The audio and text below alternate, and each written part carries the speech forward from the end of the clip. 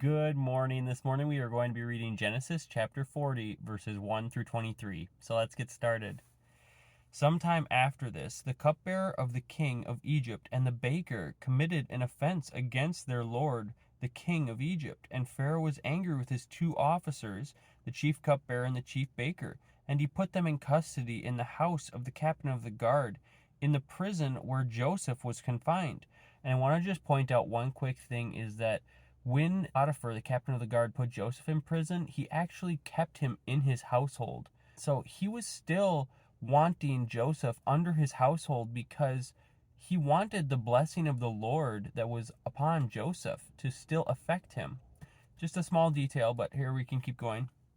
The captain of the guard appointed Joseph to be with them, and he attended them. They continued for some time in custody, and one night they both dreamed, the cupbearer and the baker of the king of Egypt, who were confined in the prison, each his own dream, and each dream with its own interpretation. When Joseph came to them in the morning, he saw that they were troubled. So he asked Pharaoh's officers, who were with him in custody in his master's house, "Why are your faces downcast today?" They said to him, "We have had dreams, and there is no one to interpret them." And Joseph said to them, "Do not interpretations belong to God? Please tell them to me." So the chief cupbearer told his dream to Joseph and said to him, "In my dream there was a vine before me, and on the vine there were 3 branches.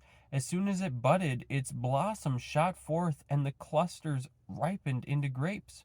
Pharaoh's cup was in my hand, and I took the grapes and pressed them into Pharaoh's cup, and placed the cup in Pharaoh's hand." Then Joseph said to him, "This is its interpretation. The 3 branches are 3 days. In 3 days Pharaoh will lift up your head and restore you to your office, and you shall place Pharaoh's cup in his hand as formerly, when you were his cupbearer. Only remember me when it is well with you, and please do me the kindness to mention me to Pharaoh, and so get me out of this house. For I was indeed stolen out of the land of the Hebrews, and here also I have done nothing that they should put me into the pit." When the chief baker saw that the interpretation was favorable, he said to Joseph, "I also had a dream. There were 3 cake baskets on my head, and in the uppermost basket there were all sorts of baked foods for Pharaoh, but the birds were eating it out of the basket on my head." And Joseph answered and said, "This is its interpretation. The 3 baskets are 3 days. In 3 days Pharaoh will lift up your head from you and hang you on a tree, and the birds will eat the flesh from you." On the 3rd day, which was Pharaoh's birthday, he made a feast for all his servants, and lifted up the head of the chief cupbearer and the head of the chief baker among his servants.